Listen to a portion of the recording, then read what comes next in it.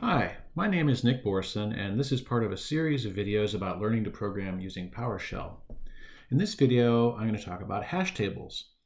Hash tables are very useful in PowerShell. They're in all kinds of programming languages. A hash table is a kind of collection of objects, just like an array is a collection of objects. But whereas in an array, the objects are ordered in a sequence, and you refer to them by their position, by their index in that sequence, in a hash table, the objects are identified by a name or a key, and you refer to the objects by that value. So they don't have any particular order. Instead, they're associated with some value. So it allows you to look up the objects randomly based on some key.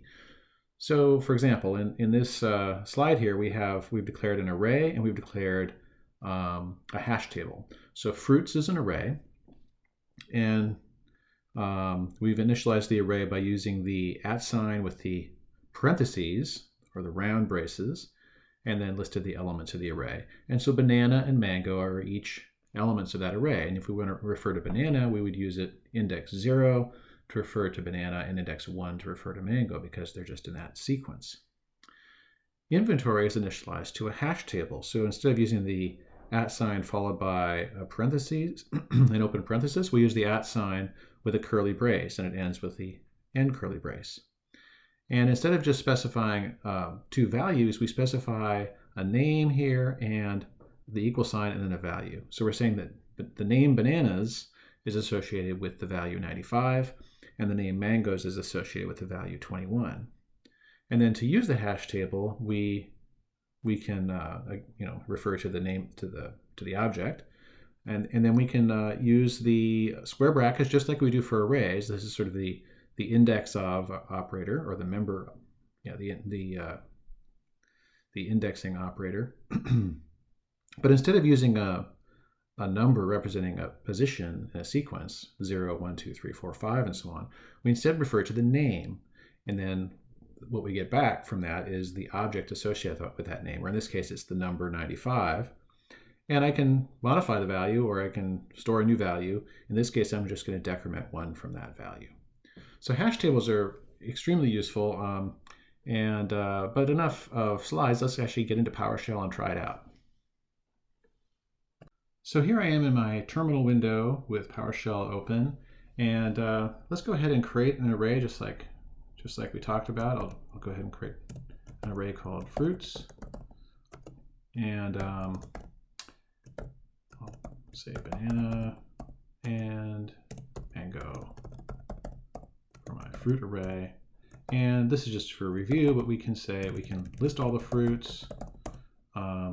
We can then refer to individual fruits by their indices. So I can say fruits 0 is banana, and fruits 1 is mango. And I can get the number of fruits by saying fruits.count is 2. So let's now create our hash table.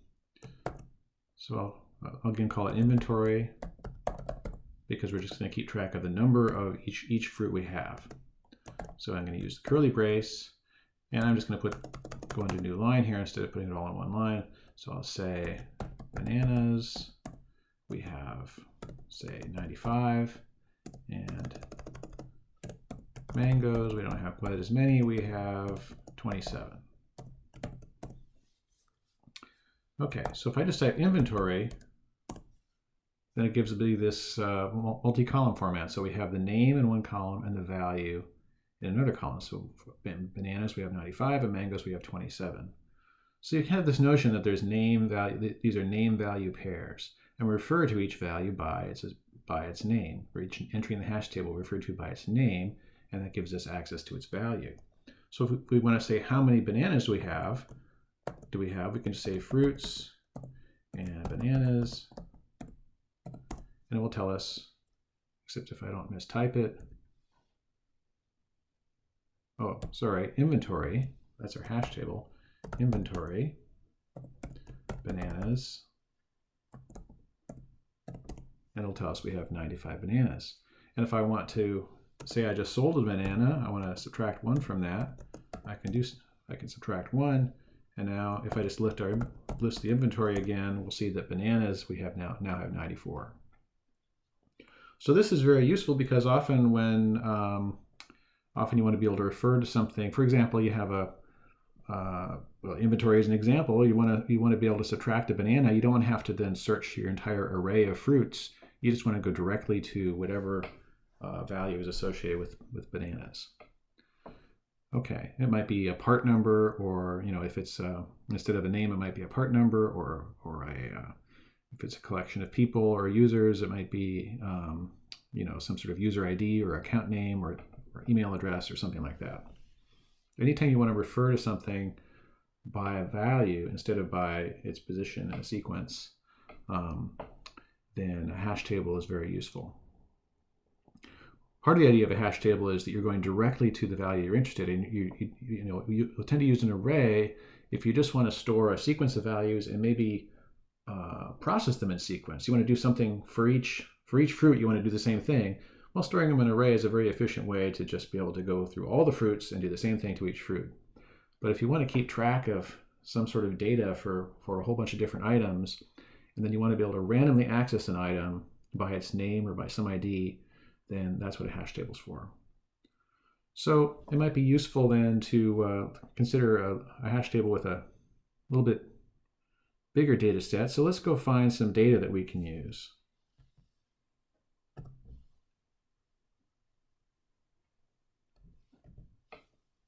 So here I've done a web search for US Census population by state.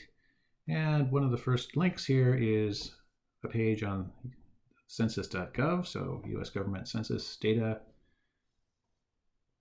And if I look at this page, then it has a bunch of tables that are a matter of public record. I can scroll down here and there's a data sets section.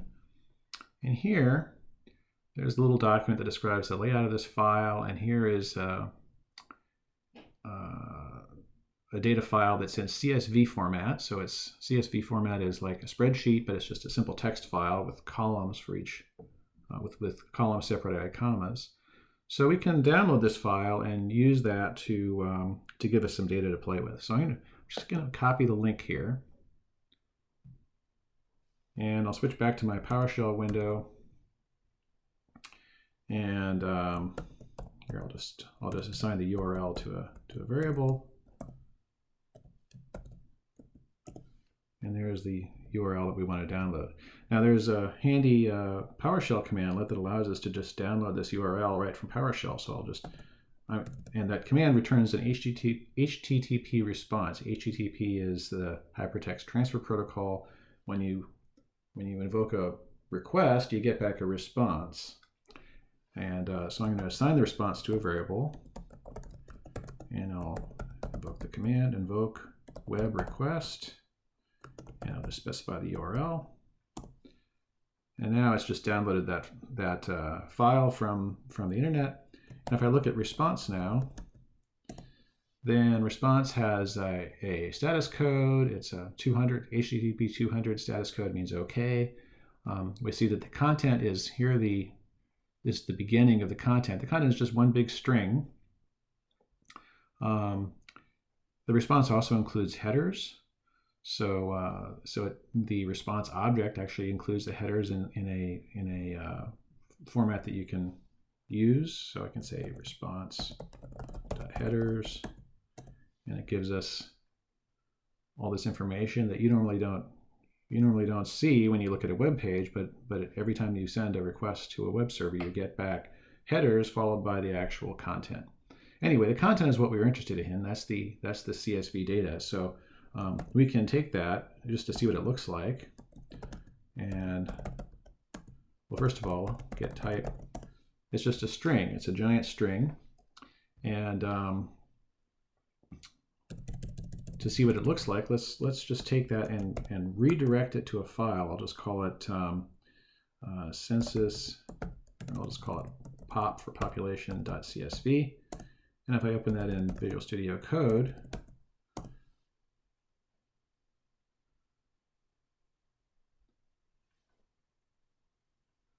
then we can see that the first line has just the column headers and separated by commas, and then each subsequent line is one record with the columns separated by commas.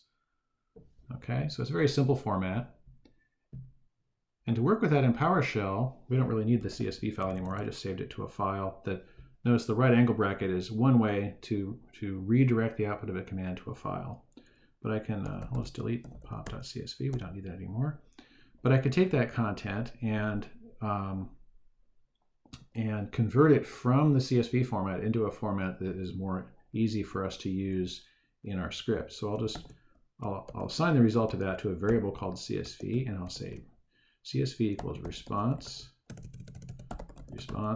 content, and then I'm going to pipe that to the convert from CSV commandlet. Okay, so now we have this CSV object. What is that? Well, let's get its type and see what it is. Okay, it's an array of objects. So let's look at CSV. So if it's an array, then we can refer to an element by index. So there's object 0. So each of the column headers has become a property of this object, and the associated value is the value of that property. So there was a state column, for example. Well, the value is here, and there's a name column, and the value for this particular record is United States. So this, and so on. So okay, but that's an array, and also we can say CSV 0 get type name. So that object is a PS custom object. So PowerShell has actually created an object on the fly that has all these properties, where each property corresponds to a column head, to one of the column headers in the CSV file. Okay, so we have an array, but we want to put this in a hash table. So let's say we want to create a hash table that just has the populations. Well, again, if we look at CSV 0,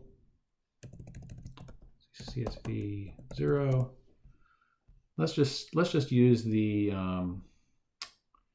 census 2010 pop. And we have the name and we have the census 2010 pop. Those are the two. That's the name we want as our key, and the census 2010 pop is the value we want to associate with that name. Okay, so we'll create a hash table, and we can initialize. Previously, when we created a hash table and initialized it all in one go, we can also create an empty hash table. So I'm going to call this just pop. I'm going to use the @ brace syntax, but I'm not going to put anything in it. I'm just going to create a hash table without anything in it. And then we'll loop over our array. Remember, CSV is an array. And for each object in that array, we'll execute this code block. Okay. So we will, so we have our pop hash table. We're going to assign a value to, we're going to add an element to the hash table by using this array subscript operator here, and we're going to use the name of this particular record as the key, if you will, for the value that we're going to assign, and then we'll assign to that name. We'll assign the census. What was it again? Pop. Okay, I have to find what that field was called again. What that property was called again. It was census 2000 pop. Okay, that's what we're going to assign. Census 2000 pop. Okay, so now we've created our empty hash table, and then we looped over all the objects in this CSV array, and for each of those objects, we took the census 2000 pop property of that object. Remember, inside the loop, the for each object loop here, the $_ is the pipeline variable. It's the current element of the array that we're operating on. So we're taking the census 2010 pop property of that object, and then we're going to, here on the left side of the equal sign, this whole expression is referring to an element of the hash table, because we're using these square brackets to refer to an element of the hash table. Here's the hash table. the $pop is the hash table, and then the square brackets will then refer by name to an element in the hash table. And since that doesn't already exist, it means we're going to be creating an element and assigning it this value. Okay, so now we should be able to say $pop Texas and see what the population of Texas in 2010 was. Or $pop New York to see what the population of New York was in 2010. Okay, so that's the basic idea of how you can use a hash table. In the examples so far, the keys have all been strings. It doesn't have to be a string. It can be something else. It just has to be something that can be hashed. So generally those are just simple values like strings or numbers and things like that. But it can be other types as long as they can be hashed. And I won't go into exactly what that means. But generally, strings, things like strings and numbers, things that have values are good candidates for being the key in a hash table.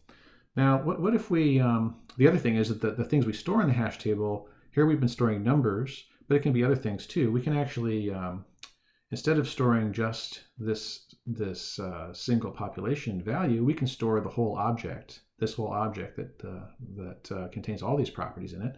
Let's start over again. Let's create our, let's assign our pop hash table to make it empty again. And by the way, a hash table has a count property, so now we can see pop count is 0, so there's nothing in it. And let's do it. Let's do our loop again. CSV for each object, and we'll say pop. And again, we're going to add an entry based on the name of this record, the name property of this current record. But instead of just assigning the census 2010 pop value, that integer value, we're going to assign the entire record as that hash table entry. Okay, so we'll do that. Now if we say pop Texas, then we get an object back that has all these properties for Texas. So we have the status, the name is Texas, and we have all these other different pieces of data associated with Texas. Although maybe we don't want all this data. Maybe we just want the census 2010 pop and population, and maybe the number of births and the number of deaths. Or let's just say the number of births, just to keep it simple. Well, oh, by the way, now if we say pop count, we should see that there are 57 records. There are 50 for the 50 states, plus there's one for each region, plus there's Puerto Rico. It's a territory, not a state, but it's still there in the census data. And there's one for the United States as a whole. So there's more than 50. Anyway, where was I? Oh, yes. So another way that hash tables are often used is you can use a hash table as just a way of grouping values and sort of like creating an object. Instead of creating an object with properties, you can actually use hash table entries and refer to them as a very convenient way in PowerShell to almost treat them like objects. So for example, and part of the reason that that's possible is that you can, instead of using the left square bracket syntax like we did here with pop Texas,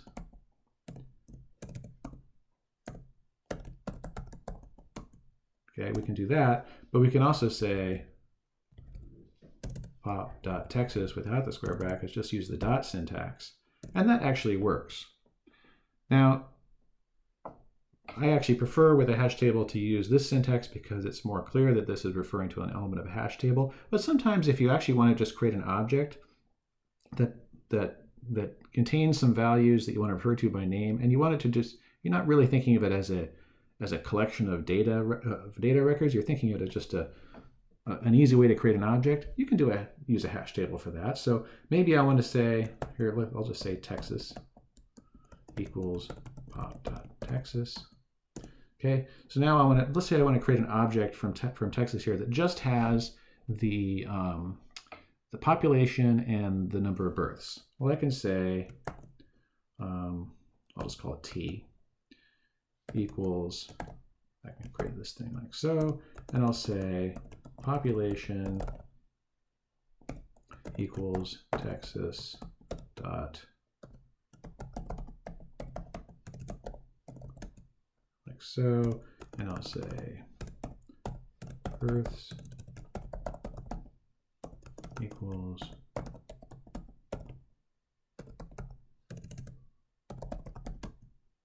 okay, births 2010. Okay, and now I can say T dot population and T dot births, and I could kind of, this is just a convenient way of treating this almost like this is like I've created a class, but I haven't actually created a class. I've just created a hash table, but it's a shorthand way of acting like this is a class, and I can refer to this as having properties. PowerShell treating the allowing you to use the property syntax versus this syntax interchangeably kind of allows this usage where we can treat a hash table almost like a simple way of creating an object, or an object with custom properties. Okay, let's combine those two notions. We can create let's see, I want to create I'll clear my population variable again. Create an empty hash table, and this time I'm going to loop over all the CSV entries again, and then for each object I'm going to create add an element to the hash table once again. So pop, and again we're going to use the name as the name of the name property of the record to say the name of the hash table entry. But now, for the value of this thing, let's just create a little mini hash table that just has these two fields, population equals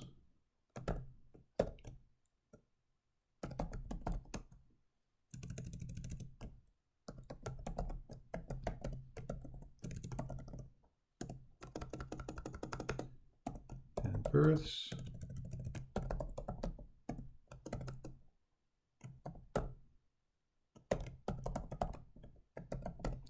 hopefully I typed all that right.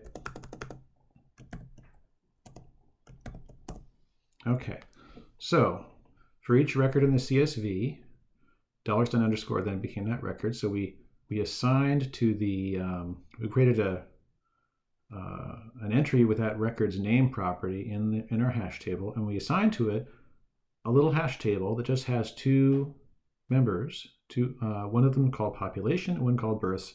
And those are the values of those are the properties from that object in the CSV.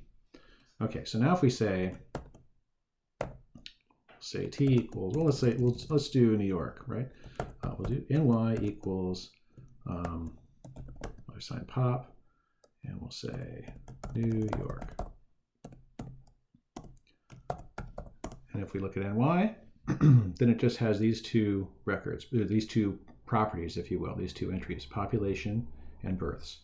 So we can say .ny.population, we can say ny.births, if I can type. And likewise, if I want to say pop Wyoming .population, then I can do that. So it shows you the flexibility of hash tables. I can create a hash table in which the values are themselves hash tables, or the values can be any other object. And the names associated with those values are whatever makes sense for being able to look up data on the fly. So this allows me to be able to look up the population of Wyoming without having to go scan through all the other elements of the hash table to find which record is the one for Wyoming.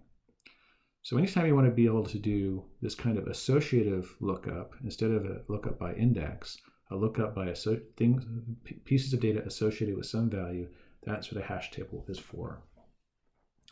That's actually a term that is sometimes used to distinguish between things like arrays that are ordered or sequential containers or collections versus things like hash tables that are associative collections. So instead of storing things based on their sequence, they store things by associating them with some sort of name or key that you can then use to look them up. All right, I think that's enough to give the basics of how PowerShell hash tables work, and they're extremely useful, so I hope that you will enjoy using them. Thanks.